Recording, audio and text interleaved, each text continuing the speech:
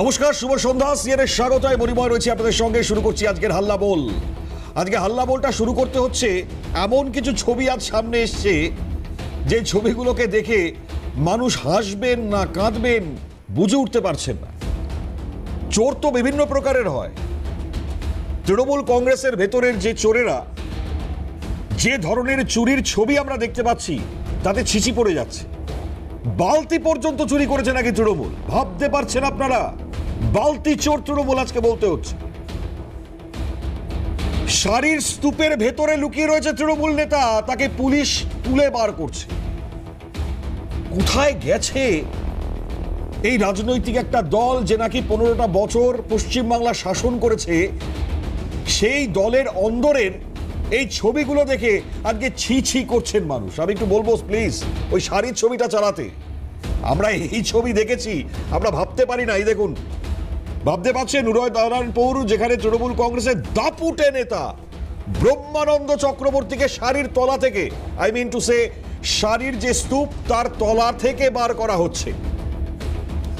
ভাবুন একবার, মানে এক সময় আমরা দেখেছিলাম তৃণমূলীদের হাতে পুলিশ আক্রান্ত হচ্ছে, পুলিশকে টেবিলের তলায় লুকোতে হচ্ছে। আজকে পুলিশকে ফ্রি হ্যান্ড দিয়েছেন মুখ্যমন্ত্রী শুভেন্দু অধিকারী। আর এই ফ্রি হ্যান্ড হাতে পাওয়ার পর পুলিশ যে সব করতে পারে তার একের পর এক প্রমাণ রেখে যাচ্ছেন। ভাবুন একবার, গো বেচারা এই তৃণমূল নেতার মুখটা দেখুন একবার। মারাত্মক। মানে আমরা যদি এক এক করে আপনাদের সামনে এই ছবিগুলো আজকে দেখাতে থাকি, আপনাদের আমি জানি না কি রিয়াকশন হবে, কি প্রতিক্রিয়া হবে আপনাদের। বেহালাতে দেখলাম বালতি চুরির অভিযোগ। কলকাতা পুরসভার লক্ষাধিক বালতি নাকি চুরি করা হয়েছে। বালতির পাহাড় দেখুন, দুর্নীতির পাহাড় তো দেখেছেন, সিএনএ এক্সক্লুসিভ দেখিয়েছিলাম আপনাদেরকে। এবার দেখুন বালতি চুরি করে তৃণমূল নেতার এই পাহাড় বানানোর ছবি। শ্যামপুর জনরোষ এমন আছড়ে পড়েছে, মাথা ন্যাড়া করে আমরা দেখলাম সেই তৃণমূল নেতা, সে আবার দাপুটে, মানে প্রত্যেক এই দাপুটে তার পেছনে একটা করে শব্দবন্ধ যেটা রয়েছে এদেরকে ঘোরানো হয়েছে। এটা মানুষের জনরোষ। কোমরে দড়ি বেঁধে, গলায় জুতোর মালা পরিয়ে, হাত ন্যাড়া করে ঘোরানো হয়েছে। এটা হচ্ছে জনরোষ। এখানে শেষ নয়, আরো ছবি আছে। সরকারি স্বাস্থ্যকেন্দ্র, সেটাকে তৃণমূল তার পার্টি অফিস বানিয়েছিল। দেগঙ্গার ছবিটাও দেখাতে বলবো। দেগঙ্গার ছবিটা দেখুন। এই হচ্ছে সরকারি স্বাস্থ্যকেন্দ্র, সেটার ভোল বদল করে তৃণমূল কংগ্রেস তার নিজের কার্যালয় বানিয়ে ফেলেছিল। মানে মানুষকে আর কি ওই নেতাদের পায়ে পড়তে হতো, প্লিজ চিকিৎসাটা করুন। কি করুন দশা ভাবুন এই অঞ্চলের মানুষদের হয়েছিল। এই মুহূর্তে এগুলো ধরা পড়ছে। আমরা এই ছবিগুলো তো শুরু করলাম, আর এদিকে তো কাউন্সিলর যাদের ওপর লাগাতার ওই ডিম ছোড়া হচ্ছে, ডিম ছুটছেন মানুষজন, ডিম ছুটতে বাধ্য হচ্ছেন, কারণ এরা কিছু বাদ দেননি। এই দেখুন, একটু শুনুন। চোর চোর ক্ষুব্ধ স্লোগানিং, শুনুন।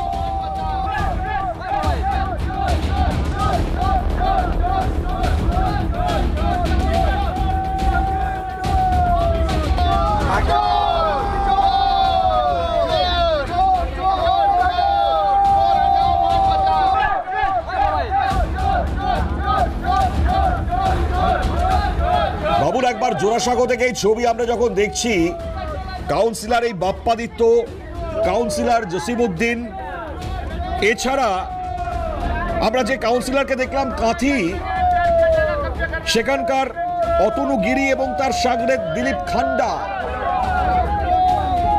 7 নম্বর ওয়ার্ডের তৃণমূল কাউন্সিলর, তাদের গ্রেপ্তারির পর মহিলারা বেরিয়েছেন এই ডিম হাতে নিয়ে। এই দেখুন সেই ছবি। আমরা যে ছবিগুলো লাগাতার দেখাচ্ছি, এই ছবিগুলো দেখে ভাবুন একবার, দুর্নীতি থেকে নির্যাতন, শাড়ির স্তূপের তলা থেকে খাঁচাবন্দি দাপুটে তৃণমূল নেতা, আইন শৃঙ্খলার এই চরম অবক্ষয়, সেটা কি প্রমাণ করে না যে 15টা বছর ধরে তৃণমূলের আইনের শাসন নয়, বরং শাসকের বেআইনি রাজত্ব ছিল? প্রমাণ কি করছে না এই ছবিগুলো? পুলিশকে বাঁচিয়ে নিয়ে যেতে হচ্ছে মাথায় যাতে ডিম না লাগে। আমরা কয়েকদিন আগে জয়প্রকাশ মজুমদারকে দেখছিলাম, বলছেন স্যার আমি নামবো না গাড়ি থেকে, এরা আমাকে ছুড়বে। আমি নামবো না গাড়ি থেকে। পুলিশ বলছেন না, আমি আছি তো, বাঁচিয়ে নেবো, অসুবিধে নেই। না স্যার, আমি নামবো না। এই বলতে বলতে নামানো হলো ঠিকই, আর ডিম খেলেন জয়প্রকাশ। আর গিয়ে ভেতরে বললেন, আমি তো বলেছিলাম যে আমাকে নামাতে না, নিয়ে যেতে না এদের মাঝখান দিয়ে। এই সেই জয়প্রকাশ মজুমদার যাকে আমরা দেখেছিলাম নির্বাচনী সময়ে লাথি খেতে। কচু বনে পড়ে গেলেন জয়প্রকাশ। মারাত্মক মিম, সেই মিম এখনো ঘোরাফেরা করে সোশ্যাল মিডিয়ায়। গ্রেপ্তারের পর তো এই মিম আরো মারাত্মকভাবে ঘোরাফেরা করছে। তো এই হচ্ছে গিয়ে অবস্থা। 15টা বছর একটা রাজনৈতিক দল, শাসক দল, সে রাজত্ব করেছিল। এবার ভাবুন, এদের পেছনে যে স্ট্যাম্প, চুরি, রাহাজানি, ছিনতাই, ডাকাতি, মানে কোনো কিছু বাদ দেননি বলে অভিযোগ করছেন মানুষজন। সেই কাটপানি থেকে শুরু করে, ত্রিপল চুরি থেকে শুরু করে, বাকি তো ছেড়েই দিন, বড় বড় দুর্নীতি আর নাম নিতে হবে না, সেগুলো আপনারা প্রত্যেকেই জানেন। এই হচ্ছে অবস্থা। আজকে লাগাতার এই ছবিগুলো প্রকাশ্যে আসছে, তাই আমাদেরকে অনুষ্ঠান করতে হচ্ছে আজকে। মারাত্মক পরিস্থিতি, যে পরিস্থিতিগুলো নিয়ে আজকে অবশ্যই আমাদেরকে আলোচনায় যেতে হবে। জনরোষ, ডিম ছোড়া, প্রশাসন এবং প্রাতিষ্ঠানিক যে ব্যর্থতা সেই সময়কার, সেগুলো কার্যত এই মুহূর্তে সামনে আসছে। তো এই হচ্ছে গোটা পরিস্থিতি। ওভারঅল জায়গায় আমরা এক এক করে আসবো, আজকে আলোচনার কেন্দ্রবিন্দুতে অবশ্যই আসবো। তবে শুরুটা করবো অবশ্যই কাউন্সিলর বাপ্পাদিত্য এবং কাউন্সিলর জসিমউদ্দিন, যার বিরুদ্ধে মারাত্মক অভিযোগ। দুজন মহিলা অভিযোগ করছেন। একজন বলছেন আইনজীবী, বাপ্পাদিত্যকে নাকি টাকা দিতে হবে, তাও নাকি 20 লাখ টাকা। তার নিজের চেম্বার, সেই চেম্বার তাকে করতে দেওয়া হবে না। একবার অভিযোগটা শোনাই আপনাদেরকে, কি অভিযোগ করছেন নির্যাতিতা, শুনুন।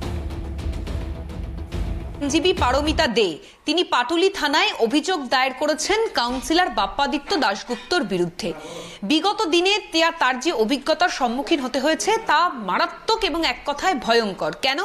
তার কারণ তিনি তার নিজের বাড়িতে চেম্বার করবেন, তার জন্য তাকে 20 লক্ষ টাকা সেলামি হিসেবে দিতে হবে, এবং 2 লক্ষ টাকা তিনি দিয়েও ছিলেন, তাতেও নিষ্কৃতি পাননি। তার কারণ তিনি বলছেন যে তার ফ্ল্যাটের জল বন্ধ করে দেয়া হতো, ক্রমাগত হুমকির সম্মুখীন হতে হতো। তিনি একজন পেশায় আইনজীবী, তাও নিষ্কৃতি পাননি পারমিতা। আমি একটু কথা বলবো দিদি, দীর্ঘ বছর ধরে এই একের পর এক অভিযোগ, নিষ্কৃতি আপনি নিজে আইনজীবী হিসেবে পাননি, আপনার ওপরে যে ঘটনাগুলো, যে অভিযোগ বা যে অত্যাচারগুলো হয়ে এসেছে, গতকালকে ঠিক সেই অভিযোগই করলেন থানার কাছে গিয়ে? হ্যাঁ নমস্কার। গতকাল সেই পূর্ব অভিযোগের ভিত্তিতে নতুন করে অভিযোগ দায়ের করলাম। কারণ 2021 সালে পোস্টপোল ভায়োলেন্সের আগের থেকে, যখন 2020-তে মানে ভোটের প্রস্তুতি পর্ব আমরা মিটিং মিছিলের বিভিন্ন থাকতাম, সেই সময় থেকে টার্গেট করা হতো আমাদেরকে ত্রাস এবং সন্ত্রাসের যে ভয়, হুমকি দেওয়া, যাতে আমরা কোনোভাবে অ্যাক্টিভ না থাকি, আমরা এই পার্টি ছাড়তে বাধ্য হই। কিন্তু আমরা যেহেতু মাথা সোজা রেখে চলেছি, আমরা ভয় পাইনি। তখন তারপর থেকে শুরু করলো অকথ্য অত্যাচার 21-এর পোস্টপোল ভায়োলেন্সের পরে। যখন সেখান থেকে রাত 12টার সময় আমার মামলা করাও আছে, রাত 11:55-তে 2রা মে আমার বাড়ি ভাঙচুর করে। বাপ্পাদিত্যর প্ররোচনায় ওখানে সমস্ত হুলিয়ান অ্যাক্টিভিটি 50 জন, যাদের আমি আগে নাম দিয়েছি, আর বাদবাকি নামগুলো এতদিন আগের পুলিশের, থানার প্রশাসন কিছুতেই হেল্প করেনি, কোনোভাবে তাদেরকে অ্যারেস্ট করেনি। আমি বারবার নারাজি পিটিশন দিয়ে। আরো একটা অভিযোগ আছে, আরো এক নির্যাতিতা তিনি অভিযোগ করেছেন মারাত্মক। সেই অভিযোগও কলকাতা পুলিশের একজন সার্জেন্ট, তার বিরুদ্ধে মূলত নির্যাতিতার অভিযোগ যে বিয়ের প্রতিশ্রুতি দিয়ে প্রতারণা করা হয়েছে। আর এই সার্জেন্টকে সাহায্য করেছিলেন কে? নাই কাউন্সিলর। সেই অভিযোগটাও সংক্ষিপ্ত আকারে একটু শোনাই আপনাদের, আমি তারপর আলোচনায় আসবো। বাঘাযতীনে রয়েছি। বাঘাযতীনের এক মহিলা, তিনি আবার মারাত্মক অভিযোগ করছেন। তিনি বলছেন যে এক কলকাতা পুলিশের সার্জেন্টের সঙ্গে তার পরিচয় হয়েছিল, দীর্ঘদিনের সম্পর্ক এবং বিয়ের প্রতিশ্রুতি দিয়ে সহবাসের অভিযোগ। এবার তিনি যখন প্রতারিত হয়েছেন ওই সার্জেন্টের কাছ থেকে, তিনি পৌঁছে গিয়েছিলেন পাটুলি থানায়, কিন্তু পাটুলি থানায় অভিযোগ জানিয়েও কোনো ব্যবস্থা হয়নি। তার কারণ ওই সার্জেন্টের সাথে নাকি এই বাপ্পাদিত্য দাশগুপ্তের এতটাই ভালো সম্পর্ক যে বারংবার তিনি বাঁচিয়ে দিয়েছেন ওই সার্জেন্টকে, এবং ওই মহিলা বা ওই নির্যাতিত মহিলা তিনি যখন কাউন্সিলরের দ্বারস্থ হয়েছেন, তাকে রীতিমতো রীতিমতো দুর্ব্যবহার করে তাড়িয়ে দেওয়া হয়। শুধু তাই নয়, তিনি প্রাক্তন মন্ত্রী তথা বিধায়ক পার্থ চট্টোপাধ্যায়ের দ্বারস্থ হয়েছিলেন, সেখানেও তাকে একই রকম ভাবে দুর্ব্যবহারের সম্মুখীন হতে হয়। আমাদের সঙ্গে রয়েছেন ওই নির্যাতিতা মহিলা, একটু কথা বলে জানার চেষ্টা করবো। ম্যাডাম, ঠিক কি অভিযোগ আপনার, মানে কি কি অভিজ্ঞতার সম্মুখীন হতে হয়েছিল আপনার? 2017 সালে যখন কৌশিক মজুমদারের বিরুদ্ধে আমি অভিযোগ জানাই, যখন আমি দেখলাম যে আমি পুরো চিট হয়েছি, সে বিবাহিত ছিল, সে আমাকে অবিবাহিত বলে আমার সাথে মেলামেশা চালিয়ে যায়, তো তখন আমি বাপ্পাদার আমি দ্বারস্থ হই যে আপনি তো একজন জনপ্রতিনিধি, আপনার বন্ধু আমার সাথে এরকম করেছেন। বাপ্পাদা বলছে ও বন্ধু, ওকে আমি হেল্প করব, কিন্তু তোমাকে তো আমি কোনো হেল্প করতে পারবো না, তুমি থানায় যাও, তুমি নালে কোর্টে যাও, কোর্টে গিয়ে তুমি এটা লড়াই করো। এবং আমি বললাম তাহলে যে আপনি ওর ওয়াইফকেও যে আপনি চাকরি করিয়ে দিয়েছেন, 2016-তে ওর ওয়াইফকেও স্কুলের চাকরি করিয়ে দেয়, বলছে ও আমার বন্ধুর বউ বলে আমি ওকে হেল্প করেছি, তোমাকে আমি কোনো হেল্প করতে পারবো সরকারি না। এখানে শেষ নয়, 39 নম্বরের ওয়ার্ডের কাউন্সিলর জসিমউদ্দিন, যাকে গ্রেপ্তার করা হয়েছে, তার বিরুদ্ধে 2023 সাল থেকে এক নাবালিকাকে নির্যাতনের যে মামলা, সেই মামলা চলেছে এবং তাতে এখন গ্রেপ্তার হয়েছে সে, সেটাও মারাত্মক। আমরা পরিচয় করে দিই, কারণ এই পরিস্থিতি নিয়ে শুরুতেই আলোচনায় আসবো আমরা। আমাদের সঙ্গে যারা উপস্থিত রয়েছেন এক এক করে পরিচয় করে, আমাদের সঙ্গে রয়েছেন বিজেপি মুখপাত্র পলাশ অধিকারী, পলাশকে স্বাগত। আমাদের সঙ্গে রয়েছেন জয়ন্ত কুমার রাইচ, কংগ্রেস মুখপাত্র, জয়ন্ত তাকে স্বাগত। রয়েছেন দেবব্রত রায়, তৃণমূল সমর্থক, আপনাকেও স্বাগত দেবব্রত দা। আর দূরাবাস থেকে রয়েছেন আমাদের সঙ্গে রাজনৈতিক বিশ্লেষক অমিতাভ কাঞ্জিলাল। অমিতাভ দা, স্বাগত আপনাকে। আমি একটু সংক্ষিপ্ত আকারে প্রত্যেকের কাছে শুরুতে আসবার চেষ্টা করব। শুরুটা করবো অমিতাভ দাকে দিয়ে। অমিতাভ দা, আমার প্রশ্ন হচ্ছে, মানে তৃণমূল 15 বছরে কি করেছে এটা তো বলতে হবে আমাদেরকে। মানে তৃণমূলের আইনের শাসন নয়, বরং এই শাসকের বেআইনি যে রাজত্ব তারা চালিয়েছিল, এটা তো স্পষ্ট ছবি আজকে। দেখো, বেআইনি কাণ্ড কারখানা, বেশি শক্তির ব্যবহার, অর্থরাশির ব্যবহার, দুর্নীতি, এ সমস্ত অভিযোগ একরকম একদিকে, তার জন্য নানা রকম ফৌজদারি আইন কানুন ইত্যাদি রয়েছে। কিন্তু সবচেয়ে মারাত্মক যেটা, সেটা হচ্ছে এই যে যত এখন এইসব বিধায়কদের অফিস টফিস, এই কাউন্সিলরদের অফিস টফিস যেখানে পুলিশ পৌঁছে যাচ্ছে, সেখানে এই খোঁজ খবরের সময় গর্ভনিরোধকের প্যাকেট একদম খুঁজে পাওয়া যাচ্ছে। ভাবো, এই পরিস্থিতির শিকার কত মহিলা এখনো মুখ খোলেননি। মানে যাদের প্যাকেট বাক্স বাক্স দরকার হয় এসব জিনিস, তারা ঠিক ওই কেন্দ্রগুলোতে, ওই জনসংযোগ কেন্দ্রগুলোতে, যেখানে বসে তারা জনপরিষেবা দেবেন, মানুষকে তাদের স্বাচ্ছন্দ্য পৌঁছে দেবেন, সহায়তা পৌঁছে দেবেন, সরকারি সহযোগিতা পৌঁছে দেবেন, সেখানে বসে তারা যে কীর্তিটা করতেন, তাহলে পর্দার আড়ালে আরও কত গল্প বাকি রয়েছে। এরা অ্যারেস্ট হবার পর একটা দুটো গল্প এরকম সামনে আসতে শুরু করেছে। একজন প্রতারিতা এখানে বলছেন, ক্যামেরার দিকে মুখ ফিরিয়ে আমরা দেখলাম, যিনি আর্থিকভাবে ক্ষতিগ্রস্ত হয়েছেন, তিনিও বক্তব্য রাখছেন শুনলাম, কিন্তু এখনো মুখ খুলতে পারছেন না লোক লজ্জায়, বা সামাজিকভাবে তাদের অবস্থান, পারিবারিক অবস্থান বিগড়ে যেতে পারে এই ভেবে। এমন কত অংশে রয়েছে বলুন। ঠিক যখন ওই সন্দেশখালিতে পিঠে বানানোর কথাগুলো শুনতাম, তারপর একটা ন্যারেটিভ তৈরির চেষ্টা হয়েছিল যে না, ওগুলো সমস্ত মিথ্যে কথা। কিন্তু কার্যত আজকে তো এই প্রমাণগুলো মানে উঠে আসছে, যখন লজ্জায় মাথা হেট হয়ে যাচ্ছে, কাদের শাসনে ছিলাম আমরা। এবং লক্ষ্য করলে দেখবে, মানে প্রতি 72 ঘন্টার মধ্যে তুমি দেখবে ঠিক উইদিন 50 থেকে 60 কিলোমিটার এর ভেতরেই নানান স্থল থেকে এই ধরনের চিহ্নিত অপরাধীদের খুঁজে পাওয়া যাচ্ছে। এইভাবে আস্তে আস্তে একটা সময়ের পরে হয়তো গোটা বাংলার এমন কোনো এলাকা থাকবে না যেখানে এইরকম দুষ্কৃতী বাহুবলীদেরকে জনপ্রতিনিধি করে দিয়েছিল এই দলটা, এবং তার ভিত্তিতেই ক্ষমতায় তারা টিকে থাকে। একদম, মানে অমিতাভ দা, আপনার এই কথা দিয়ে আমার এই প্রশ্নটা থাকছে। একটা যে ক্লাবগুলোকে পূজার আছিলায় এত টাকা দেওয়া হয়েছে, সেই টাকার কি ব্যবহার হচ্ছে এ তো আমরা পরিষ্কার সচক্ষে বোধহয় দেখতে পাচ্ছি, বুঝতে পারছি, সাধারণ মানুষ বুঝতে পারছে। ভাবো তো কি পরিস্থিতির মধ্যে দিয়ে আমরা গেছি। এই শাসন আর যদি আরো 5 বছর কোনোভাবে টিকে যেত, কি সর্বনাশ হতো বাংলার মায়েদের, মেয়েদের। সত্যি স্বপ্নেও ভাবা যায়। মানে লজ্জার একটা ছবি আমরা দেখতে পাচ্ছি। মানে দল কি এদের ভোট জেতার মেশিন ভেবে অপরাধের লাইসেন্স দিয়ে দিয়েছিল নাকি? আমার তো এই প্রশ্নটা করতে ইচ্ছে করছে। শুধু লাইসেন্স না, বকলস ছাড়ারও কুকুরের মতো ছেড়ে রেখেছিল, একদম একেবারে না হলে পরে পশুর মতো ছেড়ে রেখেছিল মানুষের উপর। কি অবস্থা! এইভাবেই এরা ভোট আদায় করতো, মানুষকে ভয় দেখিয়ে এইভাবে দমিয়ে রাখতো। এদের মুখে গণতন্ত্রের কথা শুনি এখন, এদের মুখে শুনি এখন বুলডোজার রাজনীতি। আমি জানি না দেবব্রত দা গণতন্ত্রের কথা কি বলবেন। আমি দেবব্রত দার কাছেই আসবো ঠিক এই প্রশ্নটা, একদম আপনার এই জায়গাটা তো। দেবব্রত। এবং আশা করবো উনি মুখোশটা খুলে রেখে কথা বলবেন, আশা তো মানে আমরা প্রত্যেকেই মানুষের করি। মুখ নিয়ে কথা বলবেন। দেখুন, এতদিন তো দলীয় মুখোশ পরে বসেছেন এখন চ্যানেলে। মুখ এবং মুখোশের যেটা কথা বললেন, আমার মনে হয় মুখোশটা হচ্ছে শ্রমিক ভট্টাচার্য আর মুখটা হচ্ছে ওই আকাশ গায়েনরা, যে আকাশ গায়েনরা এমন থানির ছুঁড়ে মানে মানুষ খুন করার চেষ্টা করে। যাই হোক, মুখোশের কথা যখন হলো, এবং আমি যে জায়গাটায় আসছি, দেখুন আমরা কি সংস্কৃতি, দেখুন কেউ যদি অপরাধী হয় নিশ্চয়ই তার শাস্তি অবশ্যই হোক, ভারতীয় ন্যায় সংহিতায় যে যে নিয়মকানুন আছে তার বিরুদ্ধে ব্যবস্থা নেওয়া। ওটা অপরাধী, কিন্তু সবাই শুনুন অপরাধী। শুনুন শুনুন 2011 সালে তৃণমূল কংগ্রেস তো ক্ষমতায় এসেছিল, সেই জায়গা থেকে আমরা 55,000 অবিভক্ত কংগ্রেস এবং তৃণমূল কংগ্রেসের কর্মী খুন হয়েছিল। কিন্তু একটা জায়গায় এই ধরনের মব লিঞ্চিং, আমি জানি না কোন সুস্থ সমাজে এই ধরনের মব লিঞ্চিং, আমি বলছি যদি অপরাধী হয় কি অবশ্যই বলছেন মশাই? আরে বলতে কি দিন। বলছেন? আপনাকে এই ধরিয়ে ধরনের- দিই, ধীরেন লেট। এই ধরনের মব মনে পড়ছে লিঞ্চিং, সেই বয় প্রবীণ মানুষকে CPM এর নেতা এইভাবে মারধর, যাকে বাজারের এইভাবে মাঝখানে মাথা নেড়া টেনে করা, হিঁচড়ে আমরা আপনারা মেরে কোন মাথা মধ্যযুগীয় ফাটিয়ে দিয়েছিলেন। শাসন ব্যবস্থা সেইগুলোকে বসে প্রদীপ বসে তার সমর্থন কথা করছে। প্রদীপ তার আমরা কোন বর্তমানে শাসন মনে ব্যবস্থা পড়ছে যাচ্ছি? দেবলীনা সেখানে হেমব্রম কাউকে মনে আছে? মানে মানে উলঙ্গ করে এরা বসে যখন সবার সাধারণ ভেতরে মানুষের বাড়িতে ঢুকে ঢুকে যাতা কাজকর্ম করতেন তাতে কোনো অসুবিধা ছিল না। ফাঁকা করে দিয়েছেন, বিজেপি জনপ্রতিনিধিকে মেরে গাছের ডালে লটকে কিন্তু দিয়েছেন। এইভাবে মানুষকে হেনস্থা করা হচ্ছে, সে অপরাধী অভিযুক্ত, অনেক অভিযুক্ত দেখা গেছে তারা ওয়াশিং মেশিনে ওয়াশ করে তারা একদম বড় বড় নেতা হয়ে গেছে, বড় বড় জায়গায় বসে গেছে।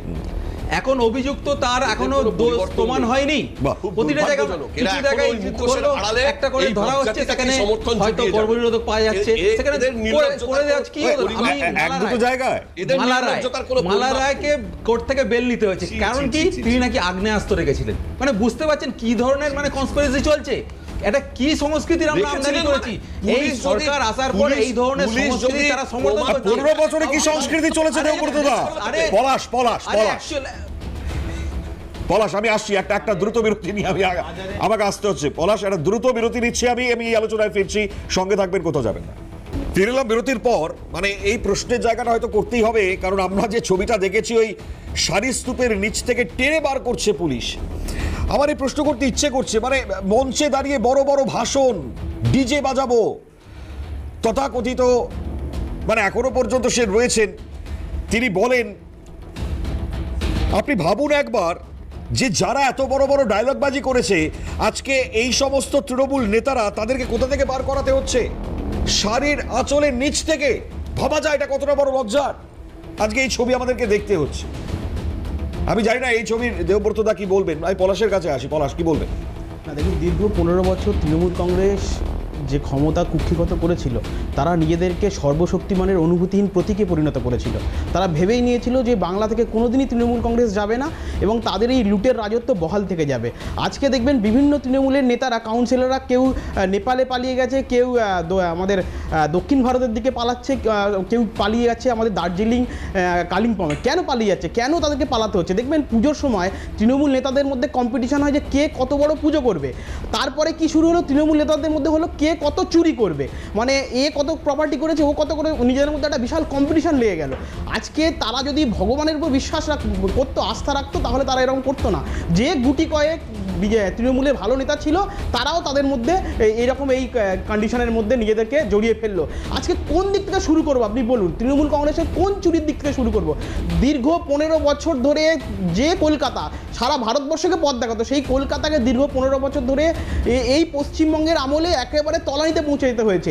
একটা সময় বলা হতো, মানে অন্যান্য রাজ্যের মানুষরা বলতো যে হোয়াট বেঙ্গল থিংস টুডে। 3 নম্বর ভাই সারা ভারতবর্ষে আপনাদের দেখে তৃতীয় ধনী বৃহত্তম শহর। কি বলছো? থুতু না ফেলে দেন। কি বলছো ভাই? একটু চুপ করে বসুন, মানে চুপ করে বসুন। ভারতবর্ষের তৃতীয় ধনী শহর কলকাতা, তাকে বলছো? অদ্ভুত। আজকে মানুষ এদেরকে দেখে থুতু দিচ্ছে, ডিম নিয়ে চলে আসছে। কেন চলে আসছে? কেন কুণালকে লোকাতে হচ্ছে? কেন পার্থকে লোকাতে হচ্ছে? কেন অভিষেককে লোকাতে হচ্ছে? কারণ এরা নিজেরাই জানে যে মানুষ, তৃণমূল আর মানুষ এই দুটো একেবারে বিপরীত। মানে তৃণমূল কোনোদিনই মানুষ হতে পারে না, আর মানুষ কোনোদিন তৃণমূল হতে পারে না। তাহলে আজকে এই অমানুষগুলো, এই যারা পশ্চিমবঙ্গের ভবিষ্যৎকে নষ্ট করে দিয়েছে, তারাই আজকে তৃণমূল। আজকে কোথায় লোকাবে এরা খুঁজে পাচ্ছে না। কেউ বাংলাদেশে পালানোর চেষ্টা করছে, কেউ পালানোর চেষ্টা করছে শাড়ির তলায়, কিন্তু আইন এবং আমাদের প্রশাসন এবং সর্বোপরি ভগবান, তাদের কাছে কিন্তু এদের সবার বিচার হবে। এদের জন্য কোনোদিনই বিজেপির দরজা খোলা নেই এবং সাধারণ মানুষ এদের বিচার করবে আইনের আওতায় এনে। মানে আমরা সবার কাছে দেখিয়ে দেব যে বিনা মানে মানুষের জীবনকে যারা রসাতলে করে দিয়ে, মানুষের ভবিষ্যৎকে যারা নষ্ট করে দিয়ে, তারা কোনোদিনই সর্বশক্তিমান হতে পারে না। সেই সংস্কৃতির একটা কথা ভাই, আছে, এই ন্যাড়া অধর্ম করে নৈধতে- ঘোরানোকে সমর্থন করো, অধর্ম উলঙ্গ করে নৈধ- ঘোরানোকে এই চুপ করো, চুপ করো। এগুলো তোমাদের তো অধর্ম মানে নৈধতে তাপদ- মানে তাপদ ডিএনএ তে তত্ত্ব ঢুকে আছে, বলতে- সারা ভারত জুড়ে তো এই আমরা চুপ দেখতে করো, পাই। চুপ করো। কে- না না কে? Who is he? হুইজি অধর্ম নৈধতে তাপদ তত ভদ্রাণী পশ্চাতি, এই সমস্ত লোকদের দেখে মানুষ ছুটে দিচ্ছে। আপনারা মানে শোনো, যাদের বলবে এখন ওয়াশিং মেশিনে ঢুকে দাদা, ওয়াশ করে বাড়ির নিলে জানলা সেই এখন আপনি নেতা হয়ে বাড়ির যাবে, তুমি জানলা স্যালুট দেবে। খোলেন? আপনি কোথায় থাকেন, কোথায় বাড়ির জানলা খুলতে পারেন তো? আরে না, শোনো না, এখন ড্রেনের জল ছুঁড়ে মারে আরে না তোমরা কেউ? যাকে ড্রেনের জল ছুঁড়ে গালাগালি মারে দাও, না দুদিন কেউ? পর তাকে এদেরকে স্যালুট দেখা দাও, যায় না। তাকে স্যার বলো, এরা হচ্ছে তাকে ওই স্যার পিছনে- বলবে, স্যালুট দেবে। দেখতে এরা পাচ্ছ কোথায় তো, ঘুরে এরকম বেড়াচ্ছিল, আজকে ভারতবর্ষে তৃণমূল অনেক পাঠিয়ে নেতাদের দিয়েছে থেকে তোমরা টিভিতে। এদের কেউ আগে কেউ গালাগালি দেখেনি। দিয়েছো, আবার ওয়াশ করে তোমার মাথায় বসিয়ে দেবে, স্যার বলবে। এই এক সেকেন্ড, যারা আজকে আমাদেরকে দেখছে তাদের প্রতি আমাদের একটা দায়বদ্ধতা আছে, তারা যেন আমাদের কথাগুলো সুস্পষ্ট হয়ে শুনতে পায়। তৃণমূলে আমল দেখো তো, চলে আছে গেছে, তো, এই আমরা চুপ চাই তো, করুন। আমরা চাই তো তৃণমূলের আমল 450 চলে টাকা গেছে। গ্যাস দাও, তারা এখানে- চাই তো, তারা চায় তো যুবসাথীর টাকাটা পাক, তারা চায় তো। এই যুবসাথী আর চুপ করো না। ওই দেখো, ওই কি, সত্যি একটু কথা, চুপ করো, ভদ্র মানুষ ব্যাপারটা চুপ করবে তো, চুপ করো। দিতে পারবে না তো। তৃণমূলের অভিষেকের সময় চলে গেছে রে ভাই, এটা চুপ কর, শুনো কথা শুনো। তোমার সময় বলিনি, ধৈর্য রেখেছি। না, তোমাকে ধরিয়ে দিলাম। হ্যাঁ, সেটা শোনার এ কর, ধৈর্য রাখো। তোমাদেরকে ওই 15 বছরের অপশাসন চলে গেছে, এবার ভালো করে কথা শুনতে শেখো, না হলে শুনিয়ে দেবো কিন্তু। শোনো না, তাহলে শুনতে চুপচাপ চাই করে- তো। হ্যাঁ, তাহলে চুপ করে কথা এটা বলো। শুরু শুরু, এই দেখুন, interrupt এই ধমকাচ্ছে, দেখুন এই Interrupt করো না, এই দেখুন, এখানে বসে তোমরা ধমকাচ্ছে। এমনি মরে আছো, এই দেখো, এমনি মরে আছো, তোমাদের কি ধমকাবে? এমনি ধমকাচ্ছে। এমনি মরে আছে, এই বিষয়ে কাউকে কোথায় লুকাবে বুঝতে পারছে না। আড়ালে চলে যাচ্ছে। অমিতাভদা কি বলছেন? না, দেবব্রত বাবু কি ভুলে গেছেন? এক এক করে উদাহরণ তুলে আনবো। আরো না। কান্তি গাঙ্গুলিকে আপনারা হেনস্থা করেছিলেন, কান্তি গাঙ্গুলির মতো মানুষকে। ধীরেন লেট, মনে আছে নামগুলো? মনে পড়ছে? যজ্ঞেশ্বর দত্ত, প্রদীপ তাকে কুপিয়ে হত্যা করেছিলেন, দেবলীনা হেমব্রমকে বিধানসভার আরে ফ্লোরে 55,000 চুলের কর্মী মুঠি আমাদের ফেলে খুন হয়েছিল। একটা বামেদের কারোর হাতে গায়ে হাত দিয়ে আমরা রবীন্দ্র সঙ্গীত শোনানো হয়েছিল। কথা শুনবে, কোন আমার পাশের সংস্কৃতিকে বাড়ি। সমর্থন করছে? যতগুলো পার্টি অফিস সমাজকে সমর্থন করছে, মব লিঞ্চিংকে, মব লিঞ্চিংকে সমর্থন করছে। তারা মেরেছেন। 55 আমাদের যদি একটা পুলিশ এখনো এখন কারোর পার্টি অফিস ভাঙা হয়নি। পুলিশ চাইলে সেই কলকাতায় তালিকা কারোর গায়ে হাত দেওয়া হয়নি, পারে। আমরাও ক্ষমতায় কিন্তু এসেছিলাম, প্রকাশ্যে আমরা বিরোধী আপনাদের থেকে। গন্ডারের এ, চামড়াতে কলকাতায় সামান্য মাত্র কোথাও করা হয়নি। এই যে এখন নির্লজ্জের মতো আরে ভাই, বসে তুমি কিছু লাগছে, যে- তুমি যে কতদিন তর্কগুলো রাজনীতি এরা করছো? তর্কগুলো করছে। আমরা বামেদের সাথে লড়াই করেছি, বেশ, আমরা লড়াই করেছি, আমরা বামেদের অপশাসন লড়াই করেছি, আমরা বামেদের বিরুদ্ধে ছিলাম। আপনাদের কোনটা শাসনের সংজ্ঞার মধ্যে পড়ে? আপনাদের শাসনামলটা শাসনের সংজ্ঞার মধ্যে পড়ে? রাজনৈতিক সাংবিধানিক অর্থে শাসন যা বলে তৃণমূল এখন তার মধ্যে পড়ে। 2011 সালে তৃণমূল এখন ঠিক আছে, আমি জয়ন্তদার কাছে আসি। শাসন কি বোঝেন? শাসন নিয়ে কথা বলছেন, বেশ, শাসনের বেশ। কিছু বোঝেন আপনারা? আমি জানি না, ঠিক গুরুত্ব রাখছে এই জায়গাতে। আমি জানি না আজকে একজন গ্রেপ্তার হলেন কাউন্সিলর, যে 2023 সালে এক নাবালিকাকে নির্যাতন করেছিল। আমি জানি না এটা সমর্থন করবেন দেবব্রতদা, আমি জানি না, মানে আপনারা কিভাবে এখনো পর্যন্ত বলে যাচ্ছেন। আজকে এই ব্যক্তিকে গ্রেপ্তার করা হলো, এই কাউন্সিলরকে। 2023 সালে যখন অভিযোগ, তখন থেকে কেন তাহলে পরে এই মামলা থাকা সত্ত্বেও একে কোনো রকমভাবে আটক করে জিজ্ঞাসাবাদ করা হচ্ছিল না? আমি জানি না। আমি জয়ন্তদা আপনার কাছে আসি। এই তো দেখতে পাচ্ছি জসিমউদ্দিনরা ঘুরে বেরিয়েছে। সঠিক বলেছেন। আমরা যখন ছাত্র রাজনীতি করতাম, ছাত্র রাজনীতি করেছি আমরা বামফ্রন্টের জামানায়, এবং সেই বামফ্রন্টের এসএফআইয়ের বিরুদ্ধে যখন লড়াই করছি আমরা কলেজের গেটে, তখন সেই সময় তৃণমূল নিতান্তই শিশু। তার কারণ 2004 সালে তৃণমূলের মাত্র একজনই সাংসদ, মমতা বন্দ্যোপাধ্যায়। কংগ্রেসের সেখানে পশ্চিমবাংলা থেকে 6 জন সাংসদ। তো সেই জায়গায় দাঁড়িয়ে পরবর্তীকালে আমরা যখন আমাদের কারোর সঙ্গে আলোচনা হতো, তো আমরা তখন বলতাম, এবার কেউ যদি কিছু আলতাবড়ি কথা বলতো, যে কথার কোনো মানে হয় না, যে কথার কোনো ব্যাখ্যা হয় না, আমরা তাকে বলতাম, আরে তুই পাগল না সিপিএম। আর এখন এই 2011 থেকে 2026 যে পিরিয়ডটা আমরা যেটা অতিবাহিত করলাম, এখন লোকে কাউকে দেখলে, মানে কেউ যদি কোনো গঠিত অপরাধ করতে গিয়ে ধরা পড়ে, তাকে বলে কি, আরে ভাই তুই চোর না তুই তৃণমূল। মানে ওই পাগল আর না সিপিএম না তুই চোর না তৃণমূল, তারই বহিঃপ্রকাশ আজকে আমরা দেখতে পেলাম কলকাতা পুরসভা 39 নম্বর ওয়ার্ডের কাউন্সিলর জসিমউদ্দিনের ক্ষেত্রে। এই জসিমউদ্দিন যে ভদ্রলোক, এখন আমি ওনাকে ভদ্রলোক বলছি, আপনারা হয়তো সকলেই অবাক হচ্ছেন, বা আমার কো প্যানেলিস্টরাও হয়তো অবাক হচ্ছেন যে কেন ভদ্রলোক বলছি। ইনি হচ্ছেন আমার 38 নম্বর ওয়ার্ডের আমি বাসিন্দা, আমার উল্টো দিকের 39 নম্বর ওয়ার্ডের কাউন্সিলর হচ্ছেন জসিমউদ্দিন। এবং ওই 39 নম্বর ওয়ার্ডের মধ্যে ঠনঠনিয়া কালী মন্দিরটাই পড়ে, যে ঠনঠনিয়া কালী মন্দিরে মাননীয় প্রধানমন্ত্রী নরেন্দ্র মোদীজি এসে মাকে খুব আরতি করলেন, পুজো করলেন ভোটের আগে, আমরা দেখলাম।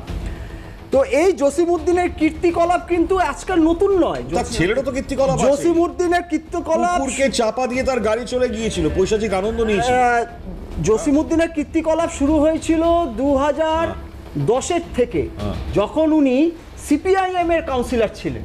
এই 39 নম্বর ওয়ার্ডের এরা হচ্ছে সিপিআইএম এর কাউন্সিলর, আচ্ছা। এরা সিপিআইএম এর হারমাত ছিল একটা সময়।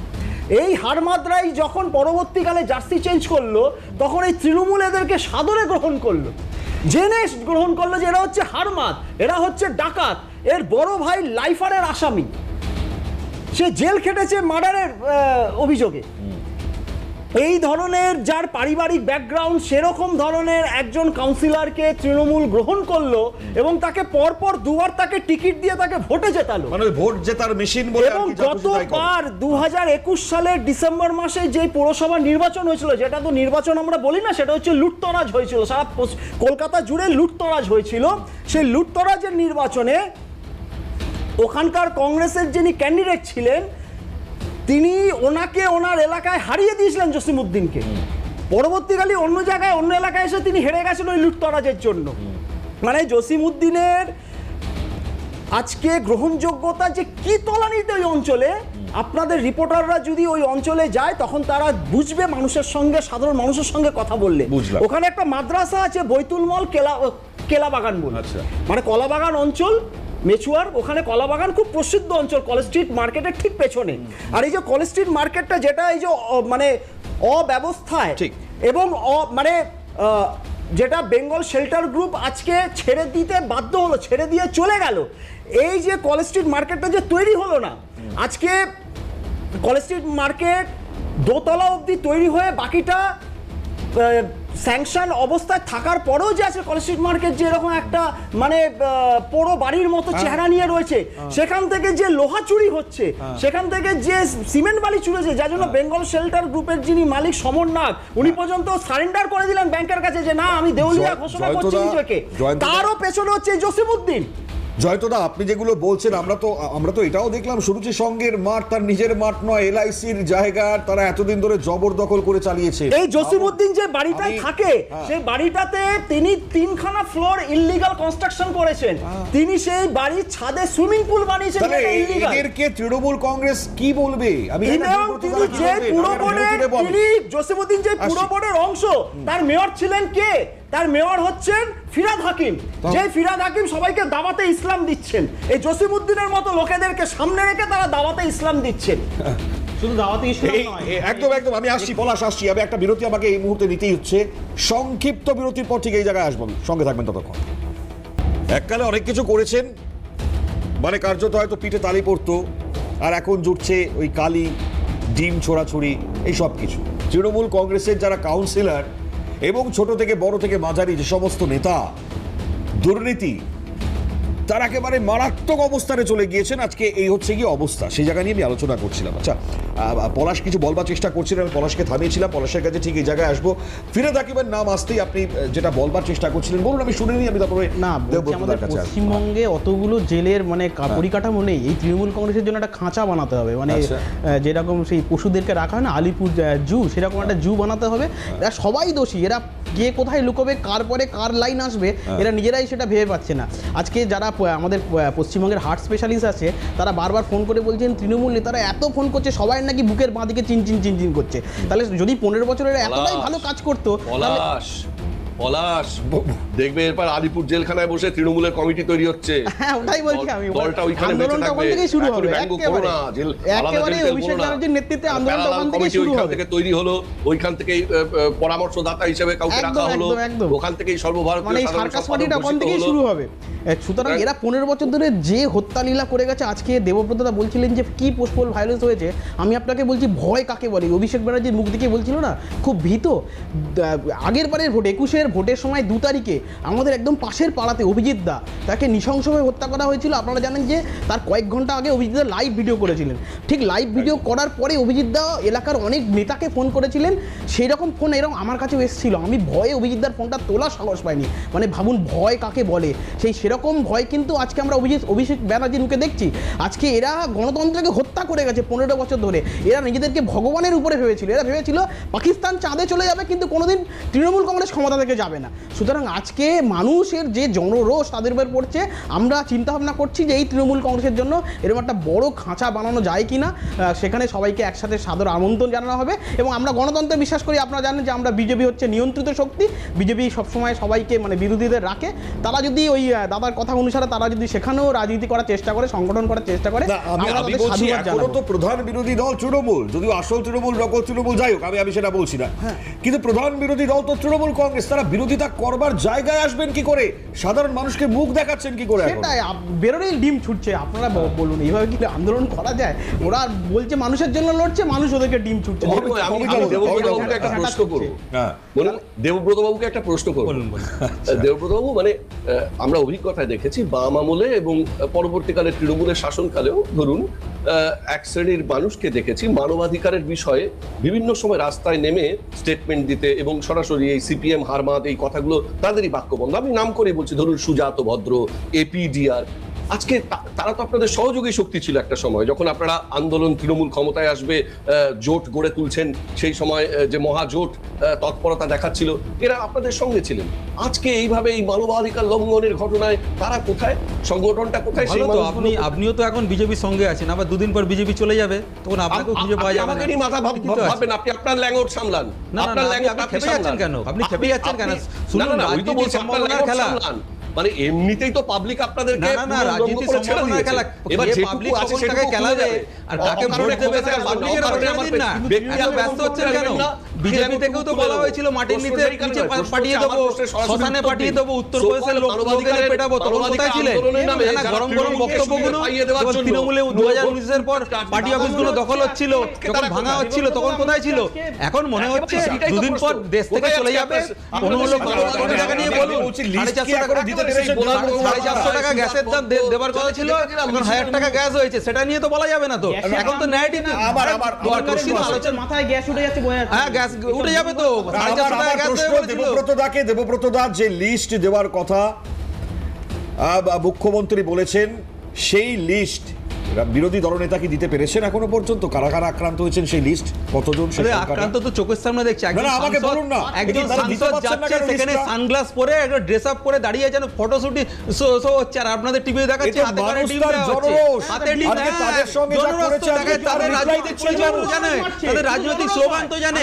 ওই যে মনুষ্যতর জীবের কথা বলছিলেন না দাদা, ওই মনুষ্যতর জীবকে মাতৃস্নেহে যারা পুজো করে তারা বলতে পারবে। বিজেপিকে সেখানে পাবেন না। অভিষেককে ডিমকে ছুঁড়েছেন, অভিষেককে ডিমকে ছুঁড়েছেন, অভিষেক ব্যানার্জিকে দেখা যাচ্ছে চোখের সামনে কারা ডিম বিলোচ্ছিল, আজকে ডিম ছুটতে পারে দেখাতে গেছে। লাভলি বৈদ্যনাথ নাম শুনেছেন তো? এখানে একজনের নাম হচ্ছে আকাশ ছিল, সে কে? না না, আকাশ গান সে ভদ্রলোক কে, তার পরিচয় কি, এগুলো উত্তরগুলো দিন।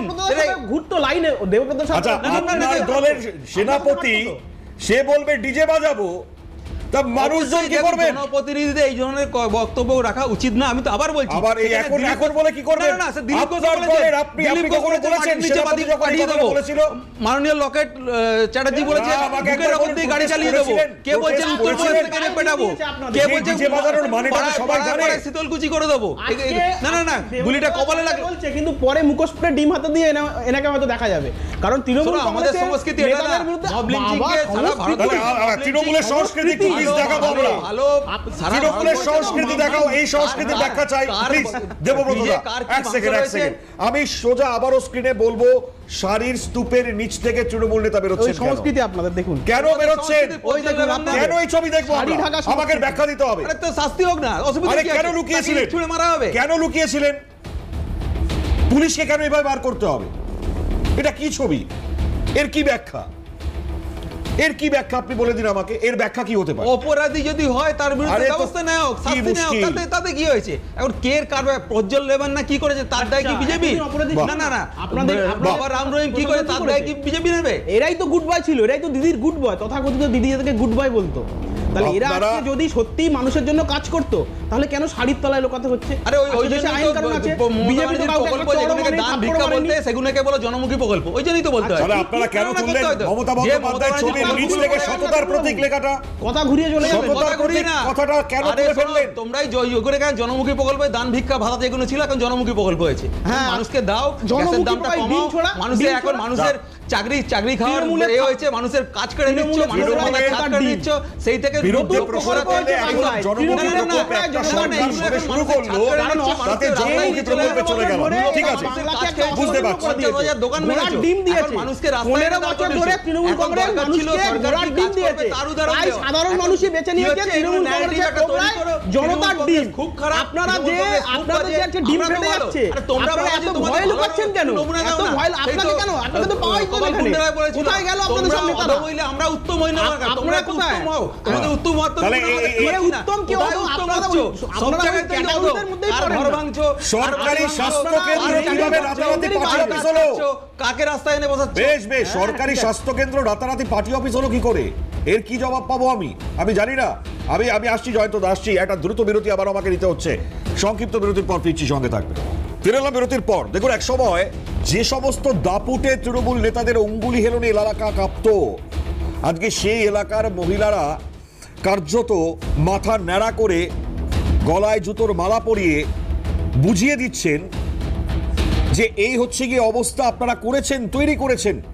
আজকে সেই ছবি আমাদেরকে দেখতে হচ্ছে। মানে এটা বুঝতে পারছেন তো যে তৃণমূল কংগ্রেস তাদের পায়ের তলার মাটি শুধু হারাননি, যে ন্যূনতম সম্মান একটা রাজনৈতিক দল পাওয়া উচিত বা তাদের নেতাদের পাওয়া উচিত, সেই সম্মানটাও তারা হারিয়ে ফেলেছে। কি জয়ন্তদা? একদম। দুয়ারে সরকার প্রকল্প চালু করেছিল তৃণমূল। হ্যাঁ, দুয়ারে সরকার প্রকল্পের মাধ্যমে আমরা কি দেখলাম, যে বিভিন্ন জনসংযোগের প্রক্রিয়া, বিভিন্ন প্রকল্প যেগুলোর মাধ্যমে জনসংযোগ তারা বিস্তার করবে। সেখানেও আমরা দেখলাম কি, লক্ষ্মীর ভাণ্ডার প্রাপক কারা? মহিলারা। কাদের অ্যাকাউন্টে টাকা জমা হচ্ছে? পুরুষ মানুষের। জনসংযোগ বিস্তার হচ্ছে, পুরুষ মানুষের অ্যাকাউন্টে লক্ষ্মীর ভাণ্ডারের টাকা যাচ্ছে দুয়ারে সরকার প্রকল্পের মাধ্যমে। আচ্ছা, বিধবা ভাতাও পাচ্ছে। বিধবা ভাতাও পুরুষ মানুষ পাচ্ছে। আচ্ছা, এটা গেল এক। দুই, ভোটের জাস্ট আগে আরেকটা নতুন প্রকল্প কি হলো? পাড়ায় সমাধান। আমার 38 নম্বর ওয়ার্ড কলকাতা পুরসভার প্রত্যেকটা বুথে 10 লক্ষ টাকা করে বরাদ্দ হয়েছে কর্পোরেশনের পক্ষ থেকে পাড়ায় সমাধানের অন্তর্গত। সেই পাড়ায় সমাধানের আমরা যে কাজের বহর দেখলাম, যেটা ইলেকশনের আগে শুরু হয়েছিল, ইলেকশন শুরু হতে আবার সেই কাজ বন্ধ হয়ে গেল। 10 লাখ টাকার কাজ তো হয়নি, কিন্তু 10 লাখ টাকার বিল কন্ট্রাক্টর জমা দিয়ে দিল।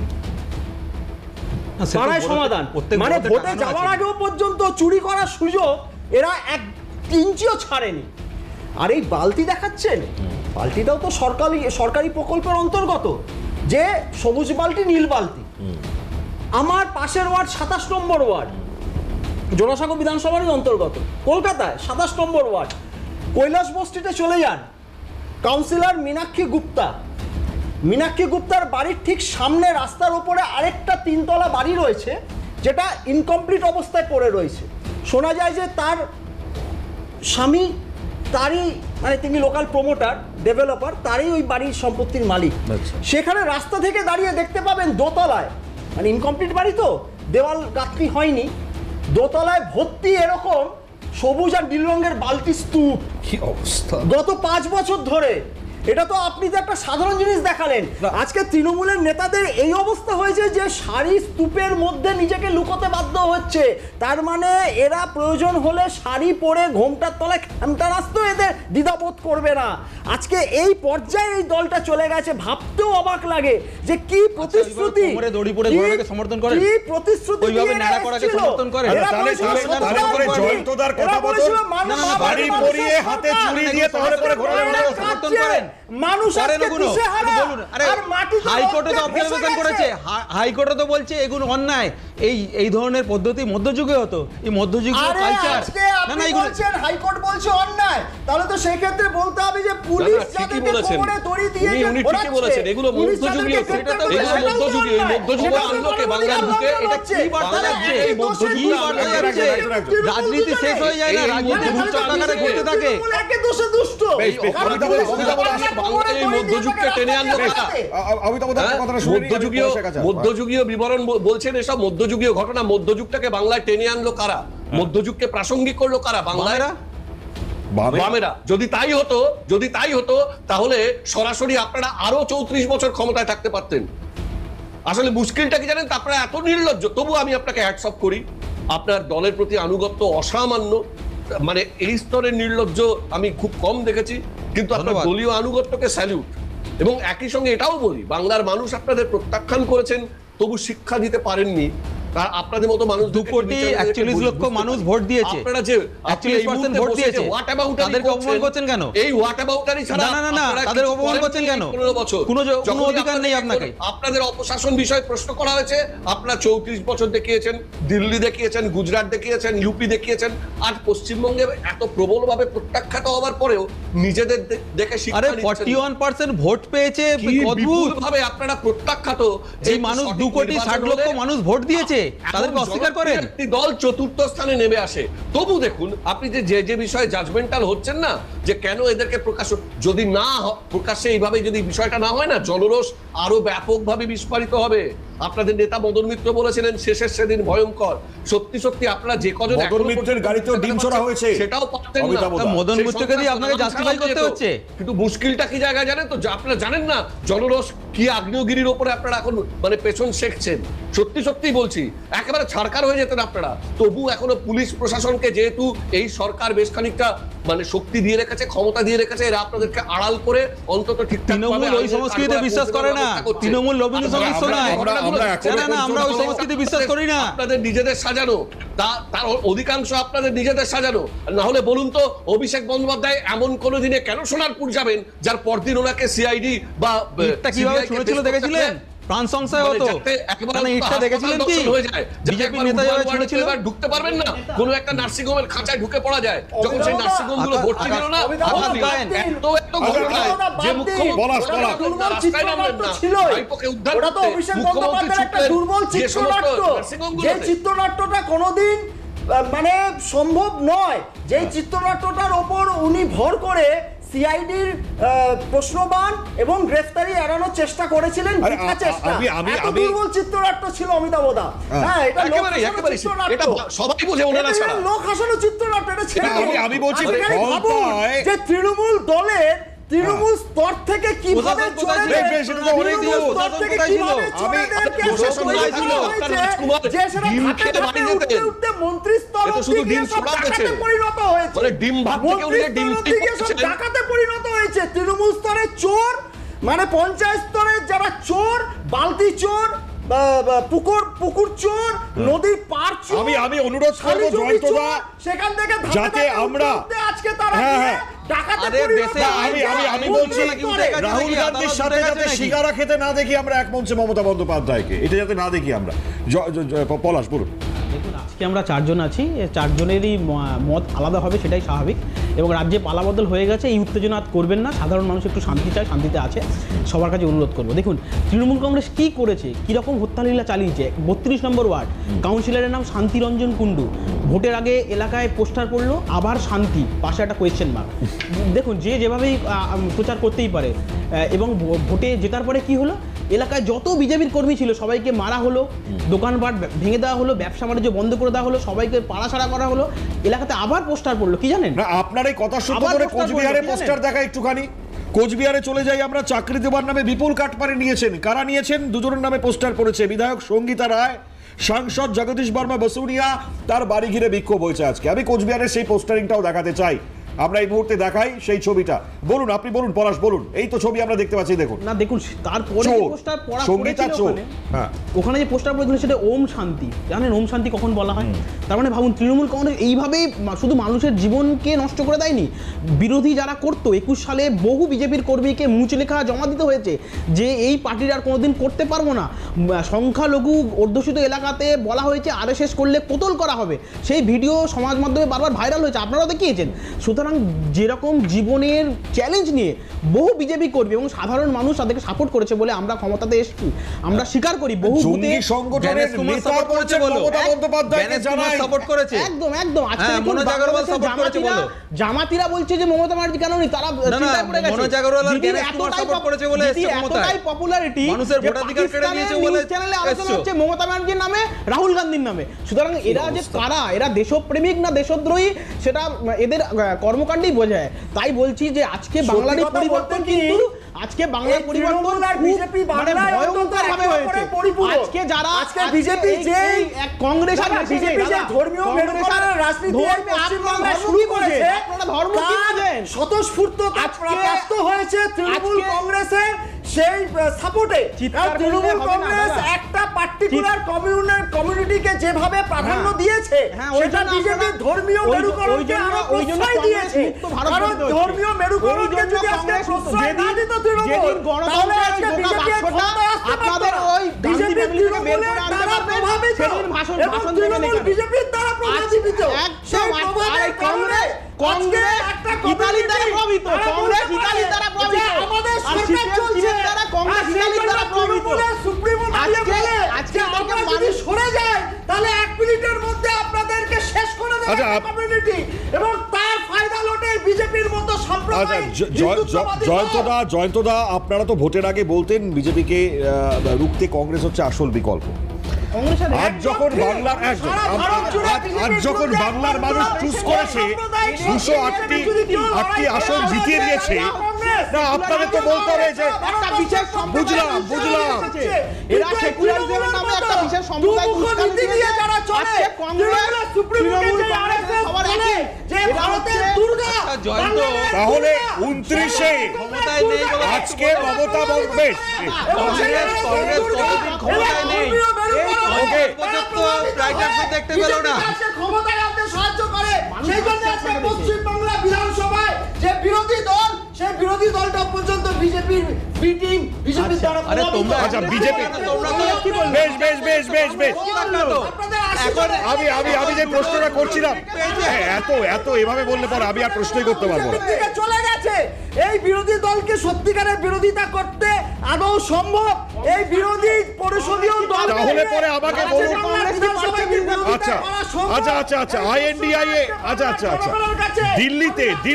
দিল্লিতে আজকে মমতা বন্দ্যোপাধ্যায় গিয়েছেন দিল্লিতে তো আমরা দেখেছি জোটে রাহুল গান্ধী মমতা বন্দ্যোপাধ্যায় তারা একসঙ্গে সিঙ্গারা খেয়েছেন, আমরা তো দেখেছি এই ছবিগুলো, আমরা দেখিনি। বাংলায় ভোটের ময়দানে এসে লোক দেখানো কুস্তি লড়া, এটা তো মানতে হবে, মানুষ তো এগুলো দেখছেন।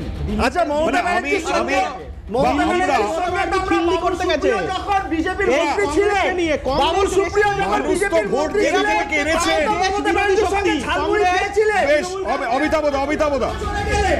তাহলে কি আমরা দেশের জনগণের স্বার্থে এরা নয়। আর হয়তো যেতে পারবো না, অমিতাভ দার কাছে আসতে চেয়েছিলাম। মমতা ব্যানার্জি কংগ্রেসে যোগদান করেছে নাকি রাহুল গান্ধী? এরপর কি হবে আমি জানি না, তো দিল্লি গিয়েছেন অমিতাভ দা মমতা বন্দ্যোপাধ্যায়। আমি 30 সেকেন্ডস দাদা, বেশ একদম 30 সেকেন্ডস দাদা, অমিতাভ দা 30 সেকেন্ড। জীবন্ত মানুষ খড়কুটোকে আঁকড়ে ধরে ভেসে থাকার চেষ্টা করে, মমতা বন্দ্যোপাধ্যায় প্রাসঙ্গিক থাকার চেষ্টা করছেন, কারণ উনি বুঝেছেন উনি এবং ওনার রাজনীতি দুটোই প্রসঙ্গ হারিয়েছে।